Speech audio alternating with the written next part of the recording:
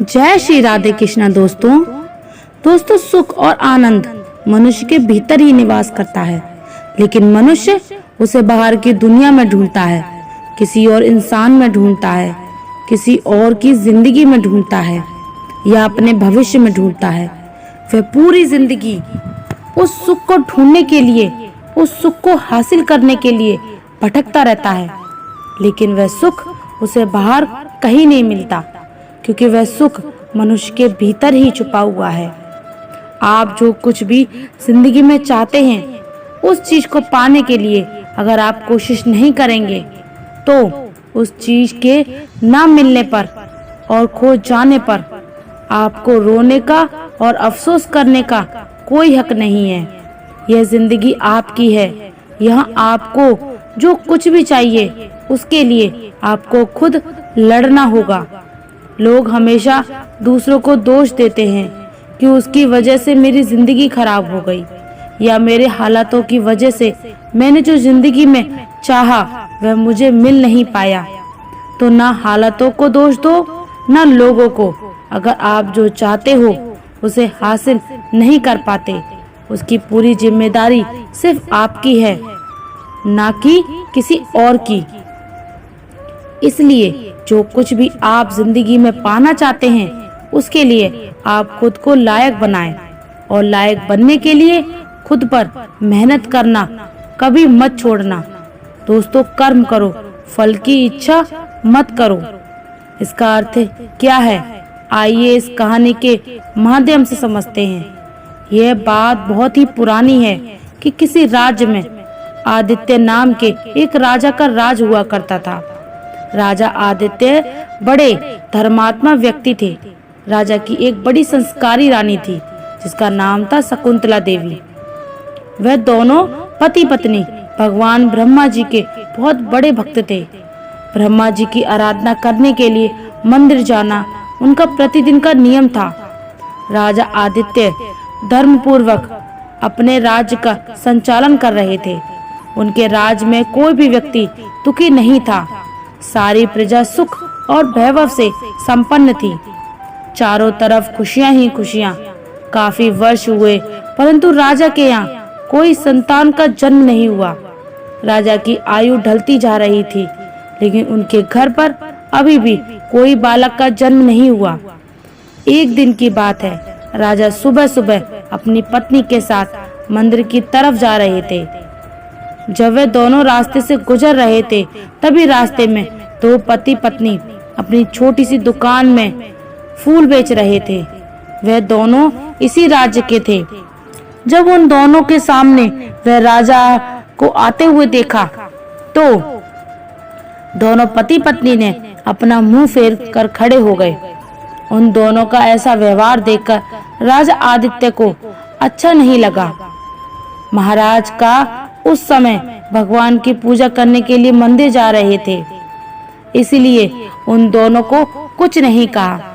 लेकिन महल में पहुंचने के बाद उन्होंने एक सैनिक को बुलाया और कहा कि तुम जाओ और उस फूल बेचने वाले को बुला कर लाओ, मुझे उससे कुछ पूछना है। वह सैनिक तुरंत उस फूल बेचने वाले को घर ले आया, जिसने महाराज को देखकर मुंह फेर लिया था। सैनिक ने उस व्यक्ति को पूरी बात बताई और कहा, महाराज तुम्हें अपने दरबार में बुला रहे हैं। वह आदमी मन में विचार करने लगा कि महाराज का आदेश है, टाला तो नहीं जा सकता, मुझे दरबार में जाना ही पड़ेगा। वह फूल बेचने वाला सैनिक के साथ राजा के दरबार की तरफ चल दिया। जब वे दोनों महाराज के दरबार में पहुंचे, तब उस आदमी ने राजा को प्रणाम किया। राजा कहने लगे, आप मुझे एक बात बताओ, आज सुबह जब मैं भगवान ब्रह्मा जी के मंदिर के लिए जा रहा था, तब तुम दोनों पति पत्नी ने मुझे देखकर अपना मुंह फेर लिया था, ऐसा क्यों? वह आदमी बड़ी निर्भीकता से कहने लगा, महाराज आप भले ही मुझे मृत्यु दंड दे दें, तो भी मुझे कोई ऐतराज नहीं, परंतु मैं सिर्फ सत्य ही बोलूंगा। महाराज आपके यहाँ तो बड़े बड़े विद्वान और पंडित अगर बात बोलूं और गलत बात बोलूं तो आप इनसे पूछिए। जो कोई भी सुबह सुबह आपका मुंह देख लेता है उसका पूरा दिन खराब हो जाता है, क्योंकि आप एक संतानहीन राजा हैं। इसीलिए मैंने आपको देखकर ही अपना मुंह फेर लिया। राजा आदित्य ये सुनकर बड़े अचंभित हुए। मन ही मन में वे विचार करने लगे, ये आदमी बिल्कुल सही कहता है। यदि किसी नगर के राजा के यहाँ पुत्र नहीं है तो ये अच्छा नहीं है। राजा ने उस आदमी को उसके घर भेज दिया और मन ही मन विचार करने लगे कि अब मुझे भगवान ब्रह्मा जी के पास जाकर पुत्र प्राप्ति का यज्ञ करना चाहिए। ऐसा विचार करके राजा अपने महल में गए और अपनी रानी से कहने लगे, हमारे नगर के लोग तो हमारा मुंह देखना भी पसंद नहीं करते, क्योंकि हम संतानहीन हैं। चलिए भगवान ब्रह्मा जी के दरबार में चलते हैं और भगवान ब्रह्मा जी से प्रार्थना करते हैं कि वे हमें पुत्र प्रदान करें। यही विचार करके राजा आदित्य और उनकी रानी शकुंतला दोनों ब्रह्मा जी के मंदिर में गए और वहां जाकर उन्होंने भगवान को प्रणाम किया और पुत्र प्राप्ति का यज्ञ किया। अब और बड़े धूमधाम से यज्ञ किया। अब यज्ञ पूरा करने के बाद वे दोनों वापस महल लौट आए। काफी दिन हो गए थे, लेकिन अभी भी राजा रानी को पुत्र प्राप्ति नहीं हुआ। यज्ञ करने के बाद भी उनके यहाँ संतान ने जन्म नहीं लिया। राजा का पुत्र प्राप्ति यज्ञ भी निष्फल हो गया। इधर जो यज्ञ करने वाला पंडित था वह सोचने लगा कि आज तक मैंने जितने भी यज्ञ किए हैं वह कभी असफल नहीं हुए हैं। लगता है राजा के भाग्य में ही खोट है। राजा के भाग्य में विधाता ने कोई संतान नहीं लिखी, इसीलिए तो पुत्र प्राप्ति यज्ञ करने के बाद भी उनके यहाँ कोई संतान का जन्म नहीं हुआ।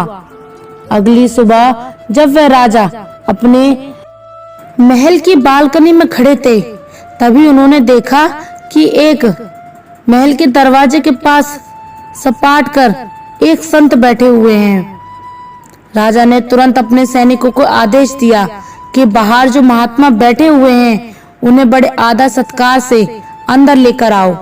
तभी वह सैनिक उस महात्मा के पास गया और कहा, महात्मा जी, आपको हमारे राजा महल में बुला रहे हैं, कृपया अंदर आने का कष्ट करें।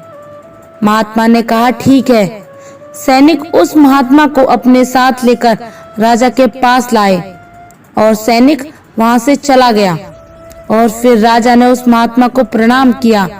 फिर महात्मा कहने लगे, राजन, मैंने सुना है कि आपने पुत्र प्राप्ति के लिए यज्ञ किया था, लेकिन यज्ञ करने के बाद भी आपकी कोई संतान नहीं हुई।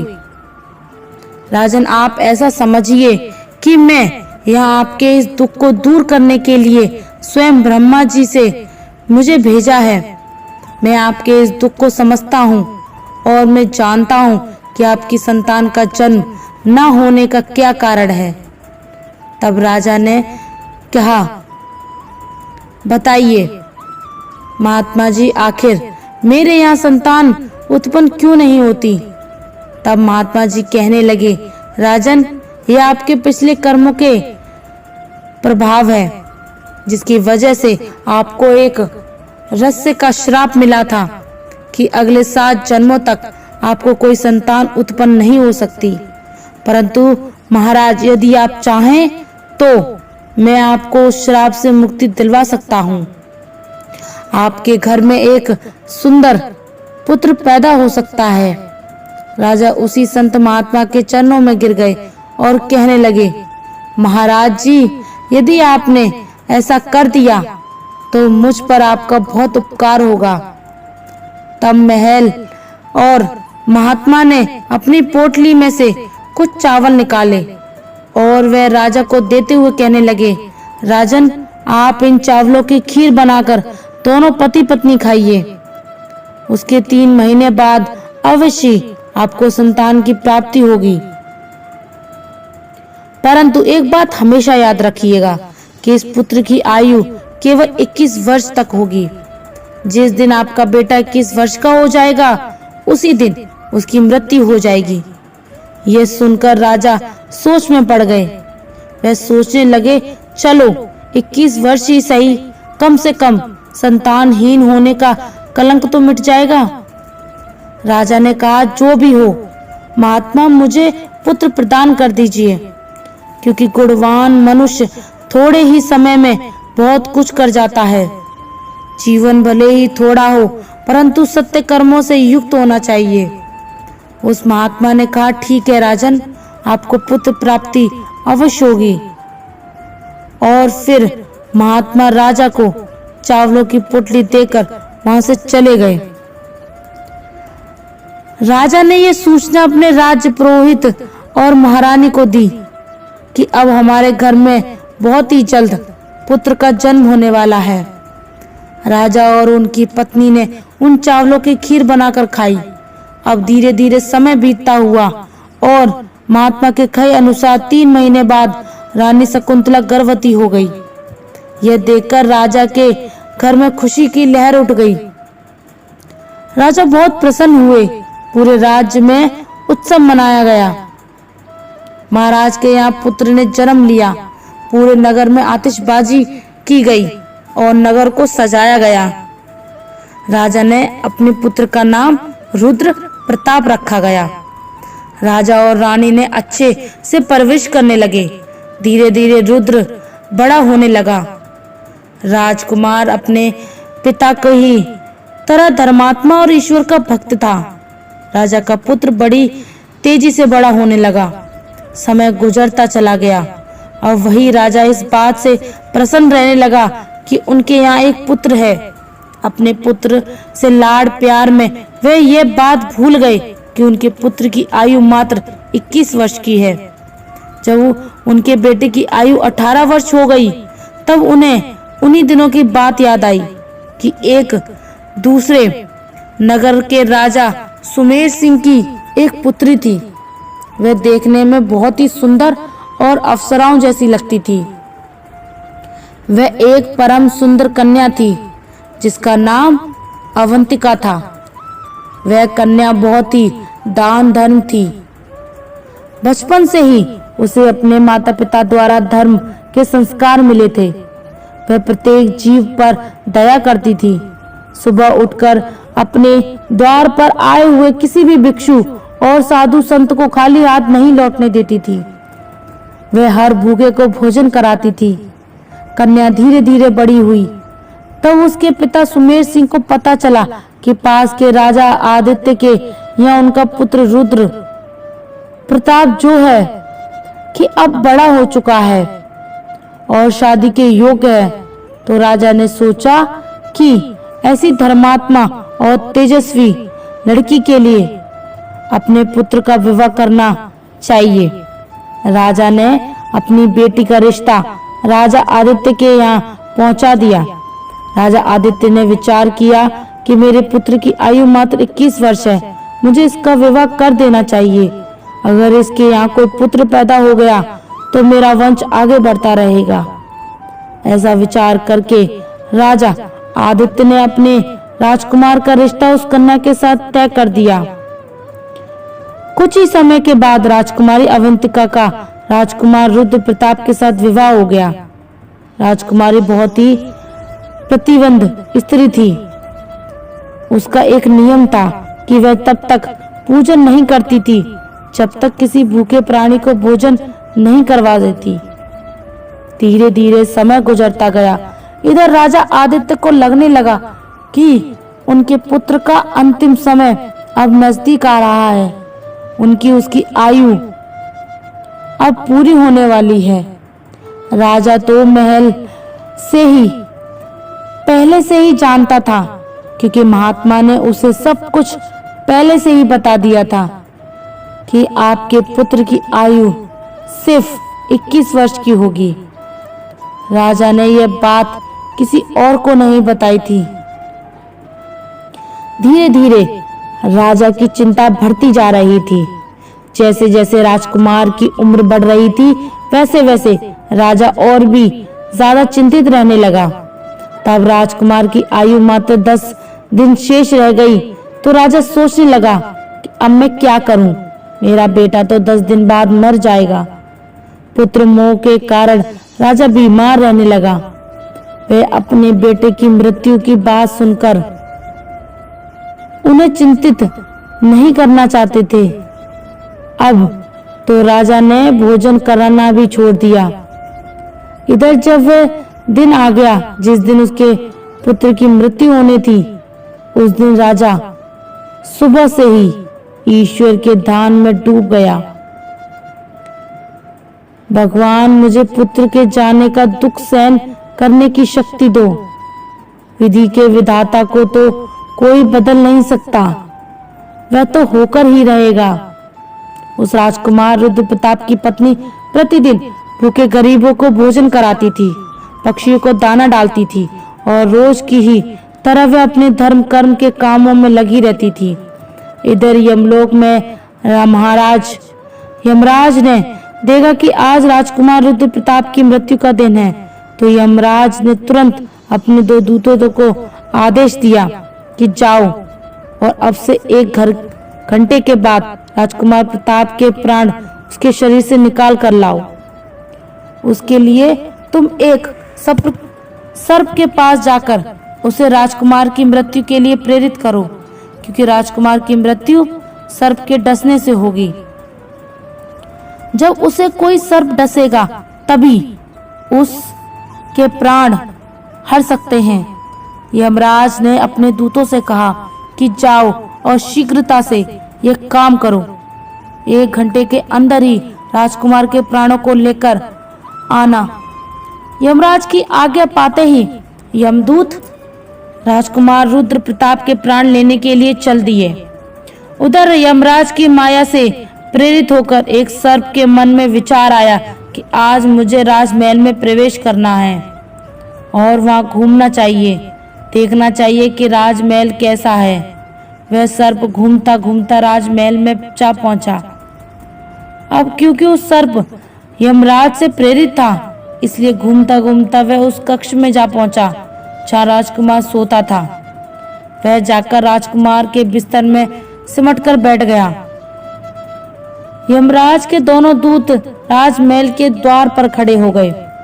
वे उस समय के पूरा होने का इंतजार कर रहे थे और सोचने लगे कि 1 घंटे के समय अब बचा है और कब वह सर्प राजकुमार को डसेगा तब हम उसके प्राणों को लेकर यमलोक चले जाएंगे।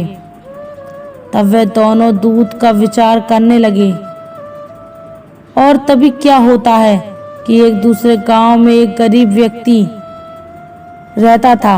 उसने समय रहते अपनी पुत्री का विवाह कर दिया था, परंतु उसकी पुत्री का पति बहुत ही मंदिरापान करता था, जुआ खेलता था और उसकी पत्नी को मारता भी था। इसलिए उस गरीब आदमी की पुत्री हमेशा परेशान रहती थी। उसका पति उसे मारता पीटता था और उसे घर से निकालना चाहता था। वह गरीब दंपति की पुत्री जब अपने पति के साथ कुछ समय तक रही तो वह गर्भवती हो गई।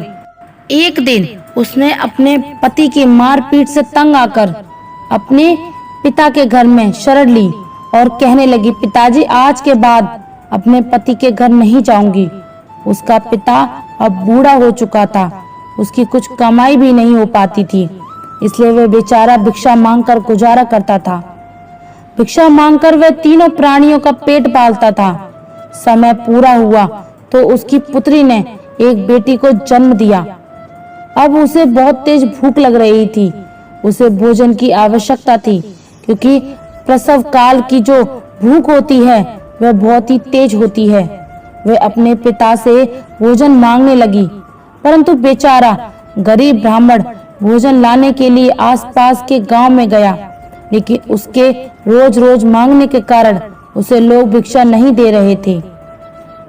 गरीब सबसे बड़ा अभिशाप है, मनुष्य के लिए सबसे बड़ा अपमानजनक कष्ट है। उस गरीब को किसी ने भी भोजन नहीं दिया।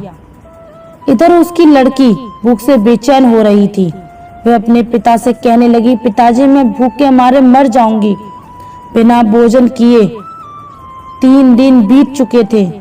अगर आपको कुछ भिक्षा में मिल जाए तो मुझे खाने के लिए दीजिए, नहीं तो मेरे प्राण निकाल दीजिए। तब वह बूढ़ा आदमी कहने लगा, अभी मैं काशी नगर जा रहा हूँ। अगर वहां से कुछ मिल जाता है तो मैं तुम्हें लाकर दूंगा। मैं आज ही काशी नगर में जाकर वहां के राजा के द्वार पर भिक्षा मांगूंगा। ऐसा विचार कर बूढ़ा पिता चल दिया। इधर राजकुमार रुद्र प्रताप की पत्नी, जो कि रोजाना गरीबों को भोजन कराती थी, उस दिन राजमहल महाराज बीमार पड़े हुए थे, क्योंकि पुत्र मोह के कारण वे बहुत ही चिंतित में थे। वे अपने कक्ष में थे, इसलिए आज भी अवंतिका ने गरीबों को भोजन नहीं कराया, परंतु उसने अपने पति के लिए भोजन बनाया और भोजन का थाल सजाकर रख दिया कि जब उसका पति आएगा तो उसे भोजन कराएगी, क्योंकि उसका पति अपने पिता के पास बैठा हुआ था, उसकी सेवा कर रहा था। इधर वह बूढ़ा आदमी महल के द्वार पर आ गया। उसे देखकर राजकुमारी की पत्नी अवंतिका को उस बूढ़ा आदमी पर दया आ गई। बूढ़े आदमी ने उसकी तरफ देखा और कहने लगा, बेटी यदि मुझे इसमें कुछ भोजन मिल जाता तो तुम्हारा बहुत ही उपकार होगा। रानी ने देखा कि यह कोई गरीब आदमी है और मुझसे भोजन मांग रहा है, परंतु यह भोजन तो मैंने अपने पति के लिए बनाया है। अगर इसने ये भोजन दे दूंगी तो मेरा पति क्या खाएंगे। परंतु दूसरे ही पल अवंतिका के मन में विचार आया कि मेरे पति तो अब भी आए नहीं हैं, वह तो अपने बीमार पिता के पास बैठे हैं। तब तक मैं ये भोजन इस गरीब आदमी को दे देती हूँ। जब मेरे पति वापस आएंगे तो उनके लिए मैं और भोजन बना दूंगी। ऐसा विचार करके रानी अवंतिका ने अपने पति के लिए बनाए हुआ भोजन उस गरीब ब्राह्मण को दे दिया। भोजन का थाल लेकर वह गरीब ब्राह्मण जल्दी से चलता हुआ अपने गांव की तरफ निकल गया। भोजन लेकर वह अपने घर पर आया, क्योंकि उसकी पुत्री 3 दिन से भूखी थी। अब उधर क्या हुआ कि महल में राजा का पुत्र, जो अपने पिता की देखभाल करने के लिए वापस अपने कक्ष में आ रहा था, 2 यमदूत महल के बाहर खड़े हुए थे। उसके प्राण निकालने का इंतजार कर रहे थे और वह नाग बिस्तर पर लेटा हुआ था, राजकुमार का इंतजार कर रहा था। बूढ़े आदमी ने भोजन लेकर अपनी पुत्री को दे दिया। इधर राजकुमार रुद्र प्रताप चलता चलता अपने कक्ष की तरफ जा रहा था।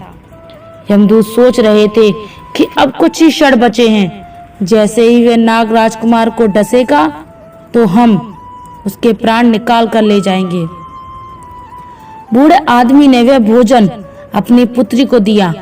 उसकी बेटी पूछने लगी, पिताजी यह भोजन आप कहाँ से लाए हैं? लड़की के पिता ने कहा, बेटी ये भोजन मुझे महारानी ने दिया है। यहाँ के राजा की जो पुत्र वधू है वह बहुत ही दयालु है, उसने मुझ पर दया करके यह स्वादिष्ट भोजन दे दिया है। उस भोजन को देखकर लड़की की आत्मा से आशीर्वाद निकलने लगा। वह भगवान से प्रार्थना करने लगी, हे भगवान, जिसने भी यह भोजन दिया है उसका सुहाग अमर हो जाए, वह सदैव सौभाग्यवती बनकर रहे। जैसे ही भोजन करने वाला उस लड़की ने अपने मुंह में डाला, उसकी आत्मा तृप्त हो गई और उसकी आत्मा से आशीर्वाद निकलने लगा कि उसका पति अमर हो जाए। इधर राजकुमार अपने कक्ष की तरफ जा रहा था। यहाँ पर दूत खड़े हुए थे, उसकी मृत्यु का इंतजार कर रहे थे, परंतु जैसे ही राजकुमार अपने बिस्तर पर जाने लगा, तभी वहाँ एक देवदूत प्रकट हुए। उसने अपनी शक्ति से नाग को बेहोश कर दिया। नाग अब चला भी नहीं जा रहा था, उसमें आगे बढ़ने की बिल्कुल भी शक्ति नहीं थी। नाग सोचने लगा, ये मुझे क्या हो गया? अभी तो मैं इस राजकुमार को डसने आया था, परंतु अब मैं चल भी नहीं पा रहा। ये सब क्या हो रहा है? असल में ये सब उस आशीर्वाद का प्रभाव था जो उस भूखी लड़की ने दिया था, जिसके कारण एक देवदूत वहां पर आकर खड़ा हो गया। इसके बाद वह देवदूत उन यमदूतों से कहने लगा, तुम इस राजकुमार के प्राण नहीं ले जा सकते। वह कहने लगा, जब किसी का श्राप लग जाता है तो आशीर्वाद भी लग सकता है। राजकुमार और नाग के बीच में आशीर्वाद के रूप में वह देवदूत आकर खड़ा हो गया। राजकुमारी का दान मृत्यु के आगे नहीं बढ़ने दे रहा था। यमदूत देवदूत से कहने लगे, तुम यहाँ से लौट जाओ और हमें हमारा काम करने दो, हम इसके प्राण लेकर जाएंगे। देवदूत कहने लगा, नहीं, ऐसा कभी नहीं होगा। मेरे रहते हुए यह बिल्कुल नहीं हो सकता, क्योंकि मुझे स्वयं भगवान ब्रह्मा जी ने भेजा है। अब उन दोनों में बहस होने लगी। शुरू में दोनों में युद्ध शुरू हो गया। देवदूत की शक्ति ने यमदूतों को आगे बढ़ने नहीं दिया। यमदूत हार मान गए और वापस यमलोक चले गए। दूतों ने जाकर यमराज से कहा, महाराज, हम उसके प्राण नहीं ले पाए। यमराज कहने लगे, ये कैसी विडंबना है, तुम लोग खाली हाथ क्यों वापस लौट आए? तब यमदूत कहने लगे, स्वामी, उसके प्राणों के लिए हम गए थे, लेकिन बीच में एक देवदूत आकर खड़ा हो गया और उसने सामने हमारा कोई जोर नहीं चल पाया। यमराज कहने लगा, ऐसा कौन सी ताकत है जो मृत्यु के मार्ग में बाधा बन रही है? यमदूत ने बताया, स्वामी, एक तो उसके दान की शक्ति और आशीर्वाद की शक्ति, जिसने देवदूत को और भी शक्तिशाली बना दिया है। यमराज कहने लगे, तुम लोग रहने दो, लगता है मुझे ही उसके प्राण लेने के लिए धरती लोक पर जाना पड़ेगा। और फिर यमराज स्वयं धरती लोक की तरफ चल दिए और राजा के महल में प्रकट हुए। यमराज राजकुमार के प्राण हरने ही वाले थे कि तभी वहां देवदूत प्रकट हुए। रोज यमराज को रोक दिया। यमराज देवदूत से कहने लगे, तुम नहीं जानते कि विधि के विधान के अनुसार इसकी मृत्यु पूर्ण हो चुकी है और मैं इसके प्राण लेने के लिए आया हूँ। तब देवदूत कहने लगे, आप मुझे बताइए कि क्या श्राप नहीं लगता? श्राप तो ब्रह्मा जी और विष्णु जी को भी जीने पड़े थे। यदि आप किसी श्राप का मान रख सकते हैं तो इसी तरह में आप किसी की आत्मा से निकले हुए आशीर्वाद का मान भी रख सकते हैं। तब यमराज बोले, प्रभु, अब मुझे क्या करना पड़ेगा? देवदूत ने कहा, अब आप इस राजकुमार की आयु 120 वर्ष कर दीजिए और उसके बाद ही आप इसके प्राण लेने के लिए आइएगा। यही भगवान ब्रह्मा जी का भी आदेश है। यह सुनकर यमराज ने राजकुमार की आयु 120 वर्ष कर दी।